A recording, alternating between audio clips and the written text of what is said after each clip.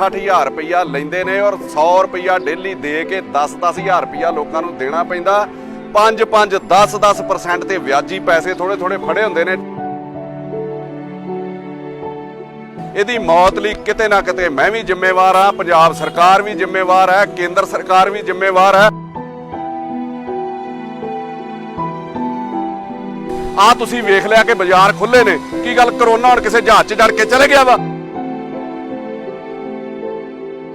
जे इन्हां दिनां दे विच को तुहानूं व्याज जिहड़ी है 10-10 5-5% वाले तंग करदे ने, पैसे को दे नहीं सकदा।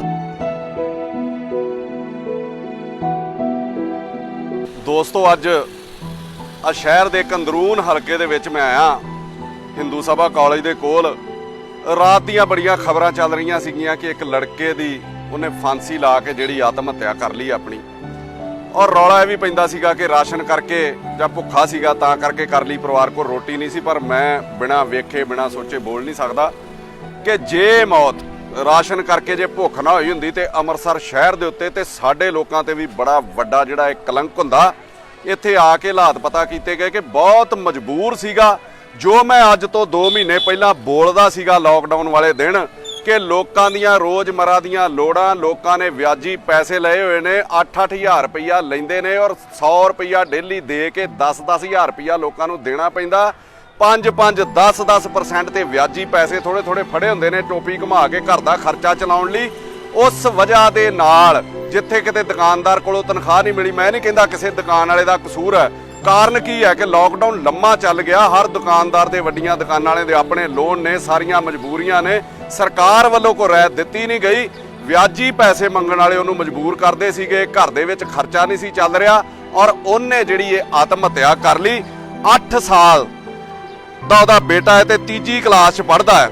ਇਹਦੇ ਨਾਲ ਜਿਹੜੀ ਲੜਕੀ ਹੈ ਉਹਦੀ ਵਾਈਫ ਜਿਹੜੀ ਵਿਡੋ ਹੋ ਗਈ ਆ। ਮੈਂ ਉਹਨੂੰ ਵੀ ਪੁੱਛਿਆ ਕਿ ਤੇਰੇ ਇਨਲਾਜ ਤੈਨੂੰ ਸੰਭਾਲ ਸਕਦੇ ਨੇ ਜਾਂ ਕਰ ਸਕਦੇ ਨੇ, ਤੇ ਪਤਾ ਲੱਗਾ ਕਿ ਬਾਪ 70-80 ਸਾਲ ਦਾ ਹੈ ਔਰ ਮੋਢੇ ਦੇ ਉੱਤੇ ਉਹ ਫੇਰੀ ਲਾ ਕੇ ਜਿਹੜਾ ਉਹ ਕੱਪੜੇ ਦਾ ਗੁਜ਼ਾਰਾ ਕਰਦੇ ਨੇ। ਇੱਕ ਭਰਾ ਉਹਦਾ ਪ੍ਰਾਈਵੇਟ ਦੁਕਾਨ ਦੇ ਉੱਤੇ ਜੌਬ ਕਰਦਾ। ਫਿਰ ਮੈਂ ਪੁੱਛਿਆ ਕਿ ਲੜਕੇ ਦੇ ਭਰਾ, ਉਹਦੇ 2 ਭਰਾ ਨੇ, ਉਹ ਵੀ ਜੌਬ ਕਰਦੇ ਨੇ ਪ੍ਰਾਈਵੇਟ ਦੁਕਾਨਾਂ ਦੇ ਉੱਤੇ 5-5 7-7 ਹਜ਼ਾਰ ਰੁਪਏ ਦੇ ਵਿੱਚ। ਬਾਪ ਹੈ ਨਹੀਂ ਉਸ ਲੜਕੇ ਦਾ ਵੀ, ਤੇ ਮਾਂ ਵੀ ਜਿਹੜਾ ਆਪ ਕੰਮ ਕਰਕੇ ਘਰ ਦਾ ਗੁਜ਼ਾਰਾ ਕਰਦੀ ਹੈ। ਇਹਦੇ ਨਾਲ ਹਾਲਾਤ ਜਿਹੜੇ ਬਹੁਤ ਬੱਤਰ ਦਿਸੇ।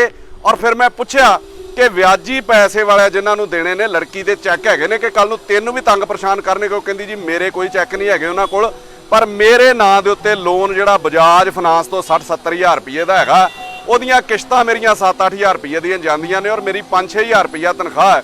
ਮੈਂ ਕਰ ਕੁਛ ਨਹੀਂ ਸਕਦਾ, ਮੇਰੇ ਵੀ ਪੱਲੇ ਕੁਛ ਨਹੀਂ, ਪਰ ਸਿਰਫ ਲੋਕਾਂ ਦਾ ਆਸਰਾ ਹੈ। ਅੱਜ ਮੈਂ ਅਲਾਇੰਸ ਕਲੱਬ ਹੈ ਸਾਡੇ ਸ਼ਹਿਰ ਦਾ, ਉਹਨਾਂ ਨੂੰ ਇੱਕ ਰਿਕੁਐਸਟ ਕੀਤੀ ਹੈ कि जिन्ना इस लड़की का लोन है वह 40 हज़ार है, 50 हज़ार है, 60 हज़ार है, ਉਹਨੂੰ ਲਾ ਦਿੱਤਾ ਜਾਵੇ। ਵਿਚਾਰੀ ਕਿਸ਼ਤਾਂ ਨਹੀਂ ਦੇ ਸਕਦੀ। ਉਹਨਾਂ ਨੇ ਮੈਨੂੰ ਹਾਮੀ ਭਰ ਦਿੱਤੀ ਹੈ ਕਿ ਜਿਸ ਦਿਨ ਤੁਸੀਂ ਕਹੋਗੇ ਇੱਕ ਅੱਧੇ ਦਿਨ ਦੇ ਵਿੱਚ ਇਹਦਾ ਲੋਨ ਜਿਹੜਾ ਲਾ ਦਿੱਤਾ ਜਾਊਗਾ। ਹੁਣ ਜਿਹੜੀ ਮੈਂ ਗੱਲ ਕਰਨ ਲੱਗਾ ਕਿ ਇਹਦੀ ਮੌਤ ਲਈ ਜ਼ਿੰਮੇਵਾਰ ਕੌਣ ਹੈ, ਇਹਦੀ ਮੌਤ ਲਈ ਕਿਤੇ ਨਾ ਕਿਤੇ ਮੈਂ ਵੀ ਜ਼ਿੰਮੇਵਾਰ ਹਾਂ, ਪੰਜਾਬ ਸਰਕਾਰ ਵੀ ਜ਼ਿੰਮੇਵਾਰ ਹੈ, ਕੇਂਦਰ ਸਰਕਾਰ ਵੀ ਜ਼ਿੰਮੇਵਾਰ ਹੈ ਕਿ ਲੋਕਡਾਊਨ ਲੋਕਾਂ ਨੂੰ ਵਧਾ ਦਿੱਤਾ ਗਿਆ, ਕਰਫਿਊ ਲਾ ਦਿੱਤਾ ਗਿਆ, ਬੰਦ ਕਰ ਦਿੱਤੇ ਗਏ। ਥੱਲੇ ਲੋਕਾਂ ਦੀਆਂ ਲੋੜਾਂ ਜਿਹੜੀਆਂ ਪੂਰੀਆਂ ਨਹੀਂ ਕੀਤੀਆਂ ਜਾ ਰਹੀਆਂ। ਘਰਾਂ ਦੀਆਂ ਵੀ ਮਜਬੂਰੀਆਂ ਨੇ, ਕਿਸੇ ਦੇ ਮਾਂ-ਬਾਪ ਬਿਮਾਰ ਨੇ, ਬੱਚੇ ਕੋ ਦੁੱਧ ਮੰਗਦੇ ਨੇ, ਕਿਸੇ ਚੀਜ਼ ਲਈ ਲੋਕਾਂ ਕੋਲ ਪੈਸੇ ਨਹੀਂ ਹੈਗੇ।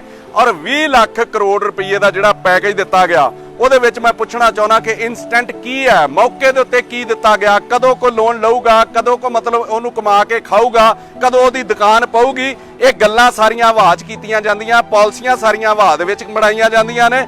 ਕਿਰਾਇਆ ਮਾਫ ਸਰਕਾਰ ਨੇ ਐਲਾਨ ਕੀਤਾ ਸੀ ਕਿ ਇੱਕ ਦੂਜੇ ਨੂੰ ਕਿਰਾਇਆ ਦੇਣ ਦੀ ਲੋੜ ਨਹੀਂ, ਬੈਂਕਾਂ ਨੂੰ ਕਿਸ਼ਤਾਂ ਦੇਣ ਦੀ ਲੋੜ ਨਹੀਂ, ਤਾਂ ਪ੍ਰਾਈਵੇਟ ਸੈਕਟਰ ਵਾਲੇ ਤਨਖਾਹ ਦੇਣਗੇ। ਇਹਦੇ ਲਈ ਮੈਂ ਸਰਕਾਰ ਨੂੰ ਪੁੱਛਣਾ ਚਾਹੁੰਦਾ ਕਿ ਕਿਰਾਇਆ ਮਾਫ, ਕਿਸ਼ਤਾਂ ਮਾਫ, ਉਹ ਵੀ ਤੇ ਮਹੀਨਾ ਦੇ ਸਕਦੇ ਸੀਗੇ। ਲੋਕਡਾਊਨ ਤੁਸੀਂ ਇੱਕ ਵਾਰੀ ਜਦੋਂ ਕੀਤਾ ਸੀਗਾ ਤੇ ਮਾਲਕਾਂ ਨੇ ਤਨਖਾਹ ਦੇਣ ਦੀ ਕੋਸ਼ਿਸ਼ ਕੀਤੀ ਸੀਗੀ। ਉਸ ਤੋਂ ਬਾਅਦ ਇਹ ਲੰਮਾ ਚੱਲ ਰਿਹਾ, ਕਿਸੇ ਨੂੰ ਪਤਾ ਹੀ ਨਹੀਂ ਲੱਗ ਰਿਹਾ ਕਿ ਕੀ ਹਾਲਾਤ ਬਣ ਗਏ ਨੇ। ਮੇਰਾ ਸਰਕਾਰ ਨੂੰ ਸਵਾਲ ਹੈ ਕਿ ਜੇ ਤੁਸੀਂ ਆਪਣੇ ਵੱਲੋਂ ਦਿੱਤੀ ਗਈ ਬਿਜਲੀ ਦਾ ਬਿੱਲ ਮਾਫ ਨਹੀਂ ਕਰ ਸਕਦੇ ਤੇ ਮਾਲਕ ਮਕਾਨ ਕਿਰਾਇਆ ਕਿਉਂ ਛੱਡੂਗਾ ਕਿਸੇ ਨੂੰ? ਤੁਸੀਂ ਤੇ ਸਿਰਫ ਇਹ ਹਾਲ ਬਣਾ ਦਿੱਤਾ ਕਿ ਲੋਕ ਆਪਣੇ ਹਾਲਾਤ ਦੇ ਉੱਤੇ ਰਹਿਣ। ਕੋਈ ਨੁਸਖਾ ਨਾ ਦਵਾ ਦੇਤੇ हैं, बस परहेज बता देते हैं भी सिर्फ आ कर लो, आ कर लो। ਤੁਹਾਡੇ ਵੱਲੋਂ ਕੀ ਦੇਣ ਹੈ? ਦੁਕਾਨਦਾਰਾਂ ਦੇ ਕਰੋੜਾਂ ਰੁਪਈਆਂ ਦੇ ਲੋਨ ਨੇ, ਉਹ ਮਹੀਨੇ ਤਨਖਾਹਾਂ ਹੁਣ ਨਹੀਂ ਦੇ ਸਕਦੇ। ਤੁਸੀਂ ਲੋਕਾਂ ਦੇ ਘਰ ਦੇ ਵਿੱਚ ਰਾਸ਼ਨ ਮੁਹੱਈਆ ਨਹੀਂ ਕਰਾਇਆ, ਲੋਕਾਂ ਦੀਆਂ ਹੋਰ ਲੋੜਾਂ ਤੱਕ ਨਹੀਂ ਵੇਖੀਆਂ। ਤੁਹਾਡਾ ਯੋਗਦਾਨ ਕੀ ਹੈ ਸਰਕਾਰ ਦਾ? ਮੈਂ ਸਰਕਾਰ ਨੂੰ ਪੁੱਛਣਾ ਚਾਹੁੰਦਾ ਕਿ ਸਿਰਫ ਸਾਨੂੰ ਢੋਲਕੀ ਵਜਾਉਣ ਲਈ ਕਿਹਾ ਗਿਆ, थालियां खड़काउण लई कहा गया, ਤਾੜੀਆਂ ਵਜਾਉਣ ਲਈ ਕਿਹਾ ਗਿਆ, ਚਿਮਟੇ ਖੜਕਾਉਣ ਲਈ ਕਿਹਾ ਗਿਆ, ਮੋਮਬੱਤੀਆਂ ਵਜਾਉਣ ਜਿਹੜੀਆਂ ਜਗਾਉਣ ਲਈ ਕਿਹਾ ਗਿਆ। ਇਸ ਤੋਂ ਵੱਧ ਤੁਸੀਂ ਕੀਤਾ ਕੀ ਹੈ ਸਾਡੇ ਲਈ? ਇੱਥੇ ਕਿਸੇ ਨੇ ਵਧੀਆ ਲਿਖਿਆ ਕਿ ਜੇ ਪਰਜਾ ਨਾ ਸਮਝ, ਜੇ ਪਰਜਾ ਮੂਰਖ ਹੋਵੇ ਤੇ ਰਾਜਾ ਆਪਣੀ ਸਫਲਤਾ ਦਾ ਜਿਹੜਾ ਜਸ਼ਨ ਹੈ ਉਹ ਵੀ ਬੜੀ ਧੂਮਧਾਮ ਨਾਲ ਮਨਾ ਲੈਂਦਾ, ਜਿਹੜਾ ਮੋਦੀ ਸਾਹਿਬ ਨੇ ਮਨਾਇਆ। ਔਰ ਕੈਪਟਨ ਸਾਹਿਬ ਨੇ ਵੀ ਕਿਹਾ ਸੀ ਜਕਾਰੇ ਲਾਓ, ਮਹੱਲਿਆਂ 'ਚ ਖਲੋ ਕੇ ਜਕਾਰੇ ਲਵਾ ਲਏ, ਜਕਾਰਿਆਂ ਨਾਲ ਸਾਡੀ ਭੁੱਖ ਮਿਟ ਗਈ ਆ। ਕੁਛ ਨਹੀਂ ਹੋਇਆ, ਜ਼ਮੀਨ ਦੇ ਉੱਤੇ ਕੁਛ ਨਹੀਂ ਕੀਤਾ ਗਿਆ।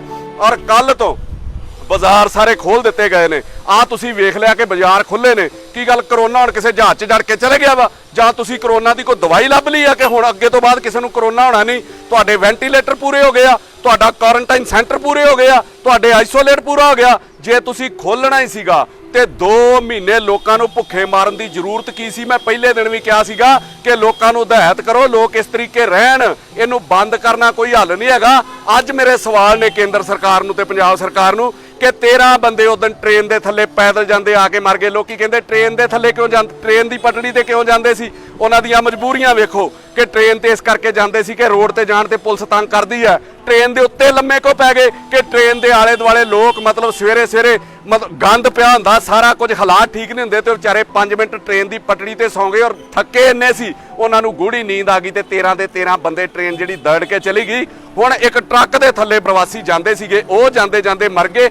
ਕੌਣ ਹੈ ਜ਼ਿੰਮੇਵਾਰ ਇਹਨਾਂ ਲਈ? ਮੈਂ ਪਹਿਲਾਂ ਕਿਹਾ ਸੀਗਾ ਕਿ ਕਰੋਨਾ ਨਾਲ ਉਨੀਆਂ ਮੌਤਾਂ ਨਹੀਂ ਹੋਣੀਆਂ ਹਿੰਦੁਸਤਾਨ ਦੇ ਵਿੱਚ ਜਿੰਨੀਆਂ ਮੌਤਾਂ ਇਹਨਾਂ ਹਾਦਸਿਆਂ ਦੇ ਨਾਲ, ਜਿੰਨੀਆਂ ਮੌਤਾਂ ਲੋਕਾਂ ਦੇ ਭੁੱਖੇ ਰਹਿਣ ਦੇ ਨਾਲ, ਜਿੰਨੀਆਂ ਲੋਕਾਂ ਦੀਆਂ ਆਰਥਿਕ ਤੰਗੀ ਨਾਲ ਇੰਨੀਆਂ ਮੌਤਾਂ ਹੋ ਜਾਣੀਆਂ ਨੇ। ਤੁਸੀਂ ਹਰ ਜਗ੍ਹਾ ਦੇ ਉੱਤੇ ਡਰਾਮੇ ਕਰਦੇ ਹੋ। ਅੱਜ ਨਵਾਂ ਇਸ਼ੂ ਕੱਲ ਦਾ ਪੜ੍ਹਦੇ ਸੀ ਫੇਸਬੁੱਕ ਤੇ ਕਿ ਇੰਨੇ ਸ਼ਰਧਾਲੂ ਆਏ, 100 ਬੰਦਾ ਇੱਥੇ ਠੀਕ ਹੋ ਗਿਆ ਅੰਮ੍ਰਿਤਸਰ ਦੇ ਵਿੱਚ, 100 ਬੰਦਾ ਜਲੰਧਰ ਦੇ ਵਿੱਚ ਠੀਕ ਹੋ ਗਿਆ। ਕਿ ਪੰਜਾਬ ਦੇ ਡਾਕਟਰ ਇੰਨੇ ਕਾਬਲ ਨੇ, ਪੰਜਾਬ ਸਰਕਾਰ ਇੰਨੀ ਕਾਬਲ ਹੈ ਕਿ ਕਰੋਨਾ ਦਾ 100 ਬੰਦਾ ਜਿਹੜਾ ਇਹਨਾਂ ਨੇ ਮਤਲਬ ਇੱਕ ਦਿਨ ਦੇ ਵਿੱਚ ਨੈਗੇਟਿਵ ਦੇ ਦਿੱਤਾ, ਠੀਕ ਕਰ ਦਿੱਤੇ। ਜੇ ਪੰਜਾਬ ਸਰਕਾਰ ਨੇ ਕੋਈ ਦਵਾਈ ਲੱਭ ਲਈ ਹੈ, 100 ਬੰਦਾ ਇੱਕ ਦਿਨ 'ਚ ਠੀਕ ਕਰ ਸਕਦੇ ਨੇ, ਤੇ ਫਿਰ ਕਿਉਂ ਨਾ ਜਿੰਨੇ ਹਿੰਦੁਸਤਾਨ ਦੇ ਵਿੱਚ ਪੇਸ਼ੈਂਟ ਨੇ ਉਹ ਸਾਰੇ ਲਿਆ ਕੇ ਅੰਮ੍ਰਿਤਸਰ ਜਾਂ ਪੰਜਾਬ ਦੇ ਵਿੱਚ ਰੱਖ ਦਿੱਤੇ ਜਾਣ। ਕਿਹੜਾ ਇਹਨਾਂ ਕੋਈ ਯੰਤਰ ਹੈ, ਕਿਹੜੀ ਇਹਨਾਂ ਕੋਈ ਦਵਾਈ ਹੈ? ਸਿਰਫ ਸਾਜ਼ਿਸ਼ਾਂ ਨੇ। ਪਹਿਲਾਂ ਲੋਕਾਂ ਨੂੰ ਡਰਾਇਆ ਜਾਂਦਾ, ਉਸ ਤੋਂ ਬਾਅਦ ਪਤਾ ਨਹੀਂ ਇਹਦੇ ਨਾਂ ਤੇ ਫੰਡ ਆਉਂਦੇ ਨੇ, ਜਿੱਥੋਂ ਜਿੱਥੋਂ ਅਫਵਾਹਾਂ ਉੜਦੀਆਂ ਨੇ। ਇੰਨੀ ਭਾਰੀ ਗਿਣਤੀ ਦੇ ਵਿੱਚ ਲੋਕਾਂ ਨੂੰ ਪੇਸ਼ੈਂਟ ਦੱਸ ਕੇ ਡਰਾਇਆ ਜਾਂਦਾ, ਉਸ ਤੋਂ ਬਾਅਦ ਇਹ ਠੀਕ ਹੋਣੇ ਸ਼ੁਰੂ ਹੋ ਗਏ। ਸਰਕਾਰ ਨੂੰ ਇੱਕ ਬੁਲੇਟਿਨ ਜਾਰੀ ਕਰਨਾ ਚਾਹੀਦਾ ਸੀ। ਮੈਂ ਪਹਿਲਾਂ ਵੀ ਕਿਹਾ ਸੀ ਹਰ 3 ਦਿਨ ਬਾਅਦ ਕੇਂਦਰ ਸਰਕਾਰ ਨੂੰ ਵੀ ਪੰਜਾਬ ਸਰਕਾਰ ਨੂੰ ਵੀ, ਕਿ ਤਾਂ ਜੋ ਜਿਹੜੇ ਹਾਲਾਤ ਬਣਦੇ ਨੇ ਉਹ ਡੇਲੀ ਦੱਸੇ ਜਾਣ ਵੀ ਕਿੰਨਾ ਫੈਲ ਰਿਹਾ, ਕਿੰਨੀ ਜਗ੍ਹਾ ਦੇ ਉੱਤੇ ਭੁੱਖ ਆ।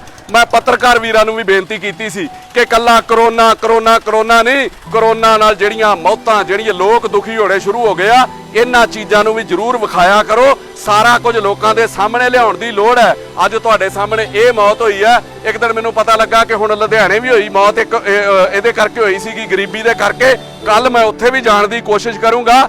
ਸਰਕਾਰ ਨੂੰ ਸਹੀ ਜਿਹੜਾ ਆਈਨਾ ਲੋਕਾਂ ਨੂੰ ਵਿਖਾਉਣਾ ਚਾਹੀਦਾ। ਇੱਥੇ ਵੇਖੋ ਤੁਸੀਂ, ਕਿਸੇ ਨੇ ਮਾਸਕ ਲਾਇਆ, ਇਹਨਾਂ ਲੋਕਾਂ ਨੂੰ ਮਾਸਕ ਦੀ ਚਿੰਤਾ ਨਹੀਂ ਹੈ, ਇਹਨਾਂ ਲੋਕਾਂ ਨੂੰ ਗਲਵਜ਼ ਦੀ ਚਿੰਤਾ ਨਹੀਂ ਹੈ, ਇਹਨਾਂ ਨੂੰ ਇਹਨਾਂ ਦੇ ਬੱਚਿਆਂ ਦੀ ਰੋਟੀ ਦੀ ਚਿੰਤਾ ਤੇ ਦੁੱਧ ਦੀ ਚਿੰਤਾ, ਆਪਣੀਆਂ ਦਵਾਈਆਂ ਦੀ ਚਿੰਤਾ ਹੈ, ਜਿਹਦੇ ਵੱਲ ਸਰਕਾਰ ਨੂੰ ਧਿਆਨ ਦੇਣਾ ਚਾਹੀਦਾ। ਨਹੀਂ ਤੇ ਲੋਕਾਂ ਨੂੰ ਤੁਸੀਂ ਅੱਜ ਜੋ ਰੱਬ ਆਸਰੇ ਛੱਡ ਦਿੱਤਾ ਤੇ 60 ਦਿਨ ਪਹਿਲਾਂ ਵੀ ਛੱਡ ਦਿੰਦੇ। ਮੈਂ ਲੋਕਾਂ ਨੂੰ ਵੀ ਅਪੀਲ ਕਰਦਾ ਕਿ ਕੋਈ ਹੱਲ ਨਹੀਂ ਜੇ ਹੈਗਾ ਸਰਕਾਰ ਕੋਲ। ਮਤ ਸੋਚੋ ਤੁਸੀਂ ਬਿਮਾਰ ਹੋ ਜਾਓਗੇ ਤੇ ਤੁਹਾਨੂੰ ਕੋਈ ਹਸਪਤਾਲ ਜਾ ਕੇ ਠੀਕ ਕਰ ਦੂਗਾ। ਤੁਹਾਨੂੰ ਆਪ ਹੀ ਪਰਹੇਜ਼ ਕਰਨਾ ਪੈਣਾ, ਇਹਦੇ ਨਾਲ ਰਹਿਣ ਦੀ ਆਦਤ ਪਾਉਣੀ ਪੈਣੀ ਹੈ, ਸਾਰਾ ਕੁਝ ਕਰਨਾ ਪੈਣਾ। ਔਰ ਜਿਸ ਦਿਨ ਕਰੋਨਾ ਸ਼ੁਰੂ ਹੋਇਆ ਸੀ, ਰਾਸ਼ਨ ਆਉਣਾ ਸ਼ੁਰੂ ਹੋ ਗਿਆ ਸੀ, ਮੈਂ ਉਸ ਦਿਨ ਚੈਲੰਜ ਕੀਤਾ ਸੀਗਾ ਕਿ ਇਸ ਕਰੋਨਾ ਦੀ ਆੜ 'ਚ ਕਿੰਨੇ ਐਮਐਲਏ ਪੈਸੇ ਖਾਣੇ ਨੇ, ਕਿੰਨੇ ਮੰਤਰੀਆਂ ਪੈਸੇ ਖਾਣੇ ਨੇ, ਕਿੰਨੇ ਕਾਉਂਸਲਰਾਂ ਪੈਸੇ ਖਾਣੇ ਨੇ। ਔਰ ਉਹ ਘਪਲੇ ਤੁਹਾਡੇ ਸਾਹਮਣੇ ਆਉਣੇ ਸ਼ੁਰੂ ਹੋ ਗਏ। ਰਾਸ਼ਨ 'ਚ ਘਪਲਾ, ਪੀਪੀ ਕਿੱਟਾਂ 'ਚ ਘਪਲਾ, ਮਾਸਕ 'ਚ ਘਪਲਾ, ਸੈਨੀਟਾਈਜ਼ਰ 'ਚ ਘਪਲਾ, ਟੈਸਟ ਵਾਲੀਆਂ ਕਿੱਟਾਂ ਦੇ ਵਿੱਚ ਘਪਲਾ। ਇਹ ਤੇ ਅਲੱਗ ਹੀ ਇਸ਼ੂ ਨਵੇਂ ਛਿੜ ਗਏ ਜਿਨ੍ਹਾਂ ਦੇ ਤੇ ਕਰੋਨਾ ਤੋਂ ਬਾਅਦ ਜਾਂਚ ਹੋਣ ਦੀ ਲੋੜ ਹੈ, ਪਰ ਇੱਥੇ ਜਾਂਚ ਕਰਦਾ ਹੀ ਕੋਈ ਨਹੀਂ।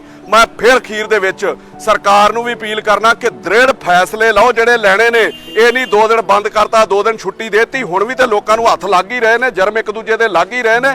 ਕੀ ਕੰਟਰੋਲ ਹੈ ਤੁਹਾਡਾ? ਕਮ ਸੇ ਕਮ ਜੇ ਤੁਸੀਂ ਬੰਦ ਰੱਖਣਾ, ਮੇਰੀ ਇੱਕ ਅਪੀਲ ਹੈ ਤੁਹਾਨੂੰ ਕਿ ਲੋਕਾਂ ਦੇ ਘਰਾਂ 'ਚ ਰਾਸ਼ਨ ਪੁੱਜਦਾ ਕਰੋ, ਲੋਕਾਂ ਦੇ ਘਰਾਂ 'ਚ ਰੋਜੀ ਰੋਟੀ ਪੁੱਜਦੀ ਕਰੋ, ਲੋਕਾਂ ਦੇ ਬੱਚਿਆਂ ਦੇ ਦੁੱਧ ਦਾ ਪ੍ਰਬੰਧ ਕਰੋ ਤਾਂ ਜੋ ਇਹੋ ਜਿਹੀਆਂ ਆਤਮ ਹੱਤਿਆ ਨਾ ਹੋ ਸਕਣ। ਇਹਦੇ ਨਾਲ ਨਾਲ ਮੈਂ ਅਖੀਰ ਦੇ ਵਿੱਚ ਸ਼ਹਿਰ ਦੇ ਸਾਡੇ ਬੜੇ ਕਾਬਲ ਅਫਸਰ ਨੇ ਸ਼੍ਰੀ ਕੁੰਵਰ ਵਿਜੇ ਪ੍ਰਤਾਪ ਜੀ, ਮੈਂ ਉਹਨਾਂ ਨੂੰ ਵੀ ਅਪੀਲ ਕਰਦਾ ਕਿ ਇੱਕ ਵਾਰੀ ਤੁਸੀਂ ਵੀ ਇਹ ਪਹਿਲਾਂ ਬੜਾ ਵੱਡਾ ਨੈਕਸਸ ਤੋੜਿਆ ਸੀਗਾ ਵਿਆਜੀਆਂ ਵਾਲਾ।